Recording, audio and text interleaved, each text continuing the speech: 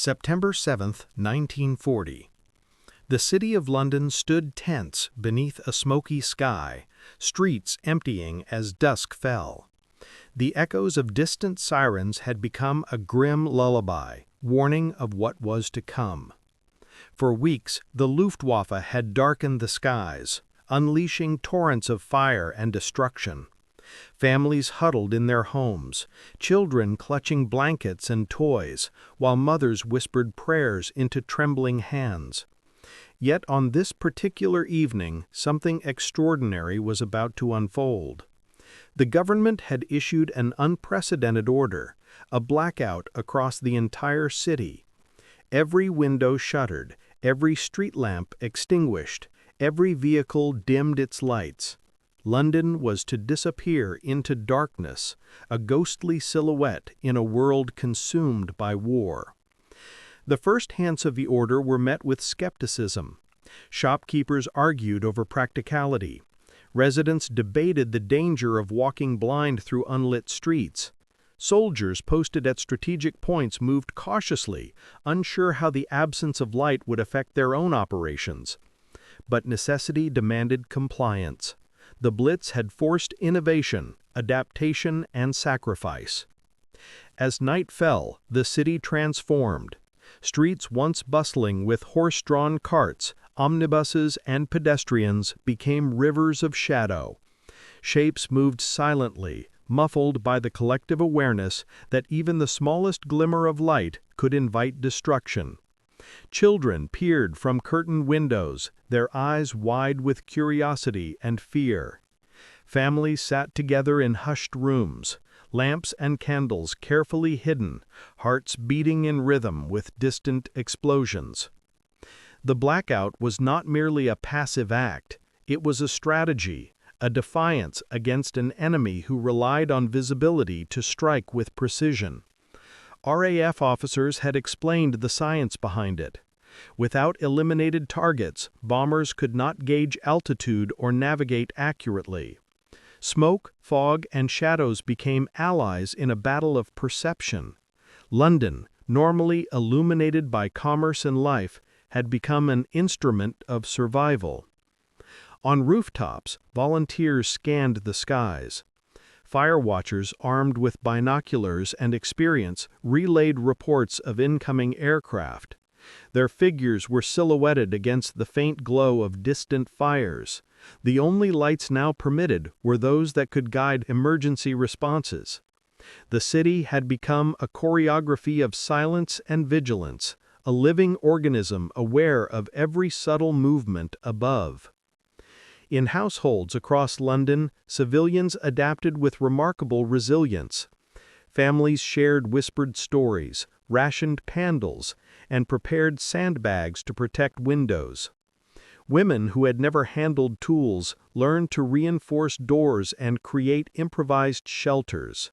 Children, sensing the gravity of the moment, learned to move carefully, to recognize signals, to participate in the collective effort. This was a society mobilized not just for war, but for survival within the very streets they called home. The Luftwaffe approached that night with the expectation of chaos and vulnerability, but instead they encountered something unforeseen: darkness. Streets once ablaze with lights were invisible from above. Familiar landmarks disappeared into shadow. Navigational errors multiplied. Bombs fell inaccurately, and confusion spread across the ranks of the German airmen. Amid the chaos, stories of heroism and ingenuity emerged. Firefighters, guided only by memory and minimal light, rescued trapped civilians. Citizens directed one another through pitch-black streets. The city's silent defense was conducted not with guns or armor, but with discipline, intelligence, and collective courage. Every extinguished light became a shield, every muted movement a safeguard. In the heart of the city, Westminster and the surrounding boroughs lay in near total darkness.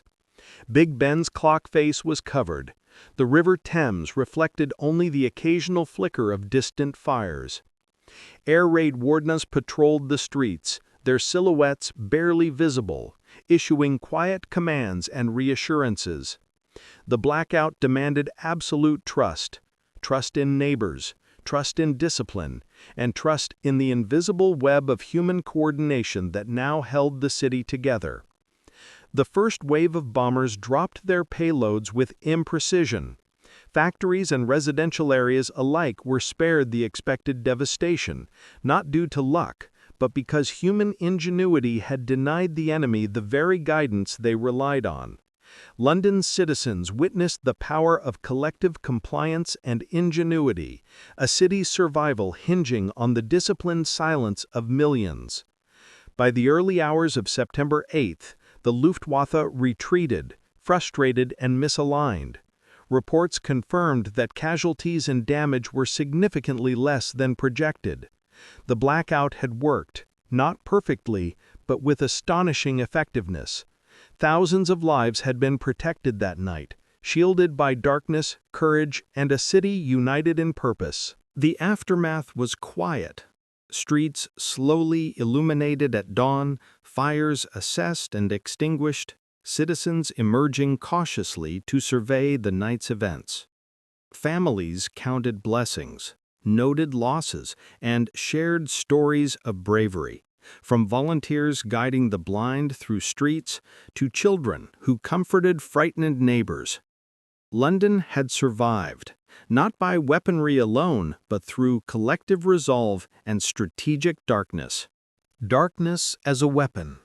September 7, 1940, deep into the night. London had become a city of shadows. Streets vanished under the pitch-black cloak, buildings became faceless, and windows that once gleamed now stared blankly into the night. The air was tense, vibrating with anticipation and fear. Every footstep, every whispered conversation, every flick of a curtain could mean survival or death. Above, the Luftwaffe approached with deadly intent.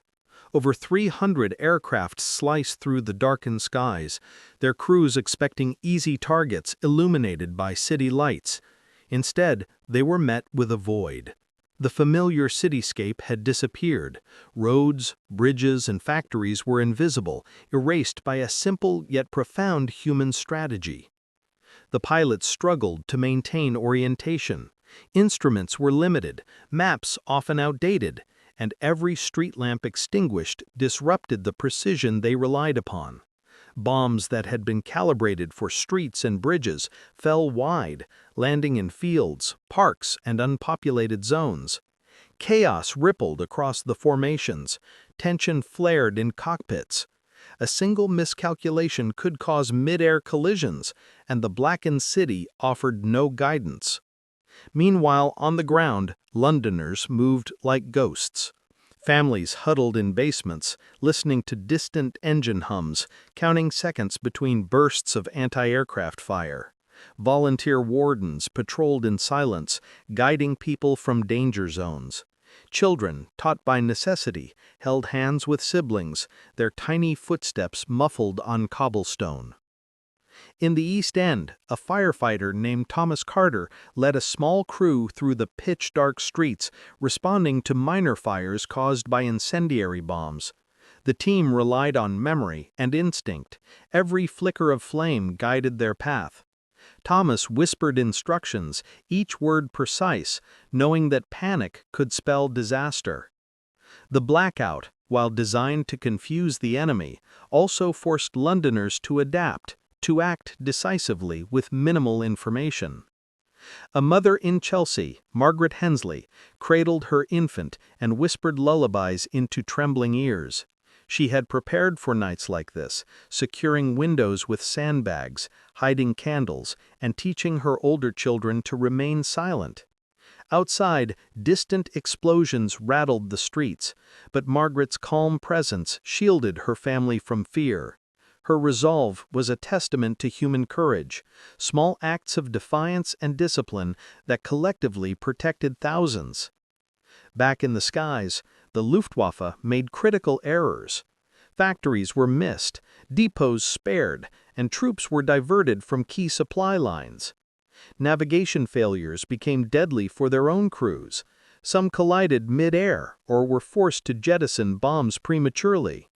London's strategy, simple yet meticulously implemented, had turned darkness into a weapon far more effective than any artillery. Throughout the city, stories intertwined. A street musician, who normally played for coins, guided neighbors through back alleys, humming a tune only they knew. A group of shopkeepers in Westminster formed a human chain to move essential supplies without light. Each act was small, isolated, yet collectively monumental. They were invisible defenders, shadows in the night, whose discipline kept death at bay. By midnight, reports filtered through RAF observation posts. Targets were missed, pilots disoriented, and the city largely intact. Intelligence officers noted the effectiveness of civilian cooperation. The blackout, initially met with skepticism, had succeeded beyond expectations. Thousands of lives had been shielded not by guns or armor, but by human coordination, bravery, and strategic darkness. As dawn approached, the Luftwaffe retreated, frustrated, exhausted, and confused. Londoners emerged cautiously from their shelters. Smoke rose from scattered fires, but overall destruction was significantly less than anticipated. Citizens embraced neighbors, counted the safe, and reflected on the silent night that had preserved life. The blackout became a symbol of resilience. It was not just a military tactic, it was a cultural moment, a shared act of defiance. People who had once been strangers found strength in collective effort. Streets that had been darkened for survival became spaces of communal courage.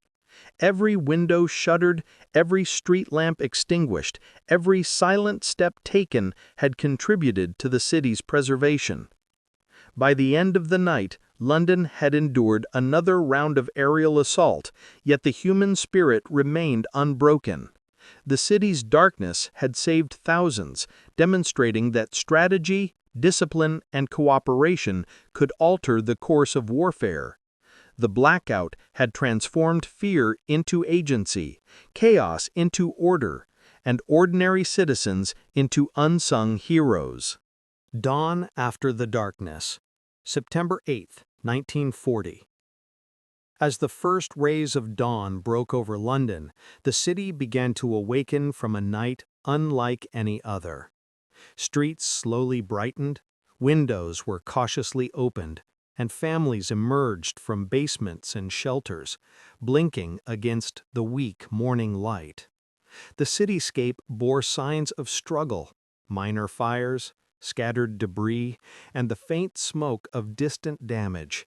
Yet overall, London had survived another night of relentless aerial assault. The blackout had not only saved lives, it had instilled a profound sense of collective resilience. Citizens who had once feared the night now recognized their own agency in the survival of the city. The strategic darkness had become a powerful symbol. Even in the shadow of devastation, coordinated human action could triumph over destructive forces. Firefighters, wardens, and volunteers began the laborious task of restoring normalcy. Streets were cleared, minor fires extinguished, and the wounded attended to. Thomas Carter, the firefighter from the East End, reflected on the night's events. The exhaustion in his body was matched by a swelling pride, not in the machinery of war, but in the human capacity for discipline, courage, and sacrifice. Families reunited. Children, once frightened, were comforted with the stories of bravery they had witnessed in darkness. Mothers like Margaret Hensley carried forward lessons of preparedness and vigilance, understanding that every precaution taken had tangible consequences. Across boroughs, neighbors shared tales of survival, whispered stories of clever improvisation, and quiet acts of heroism that had collectively safeguarded thousands. The Luftwaffe, facing frustration and confusion, had miscalculated the city's defensive response.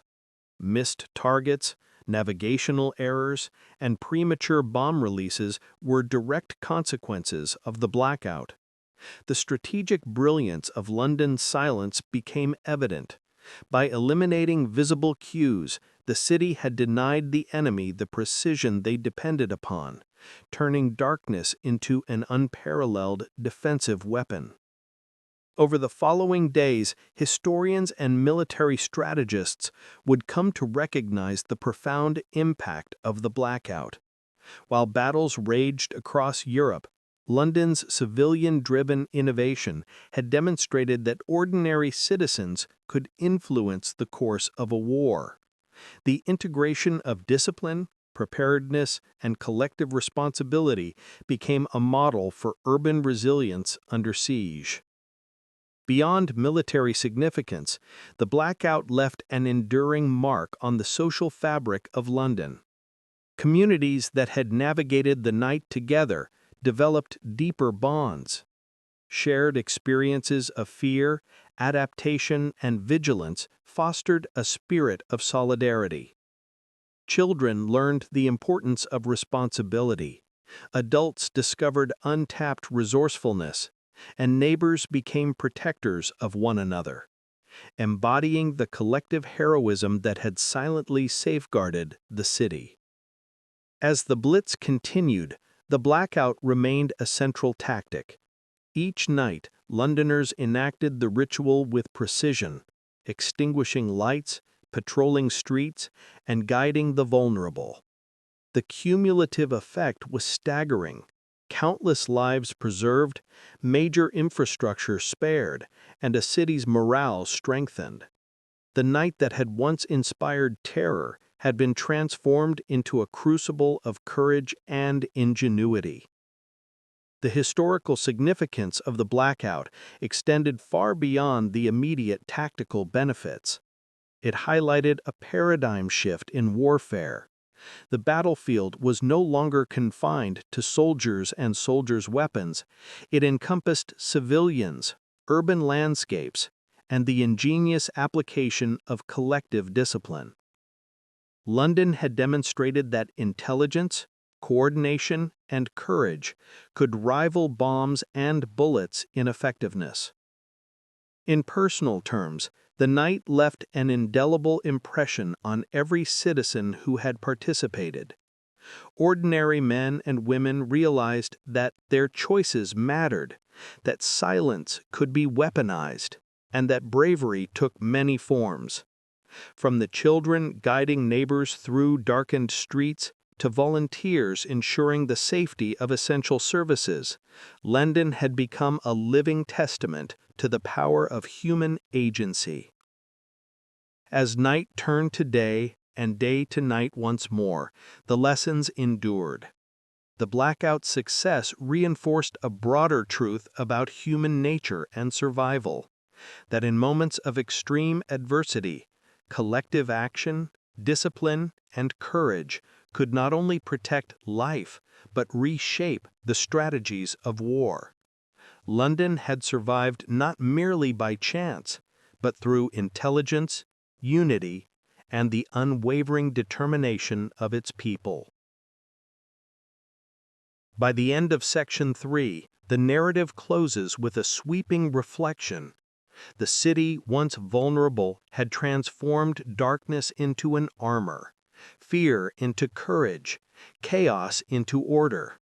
The London blackout had become more than a wartime tactic.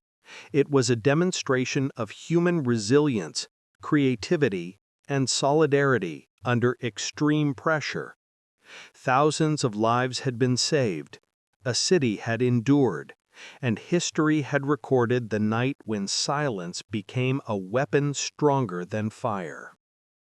The cinematic finale envisions London from above, darkened streets gradually lighting up at dawn, families emerging, firefighters and wardens surveying the city, and distant planes retreating beyond the horizon. The echoes of that night remain in memory, a timeless testament to the quiet heroism of millions.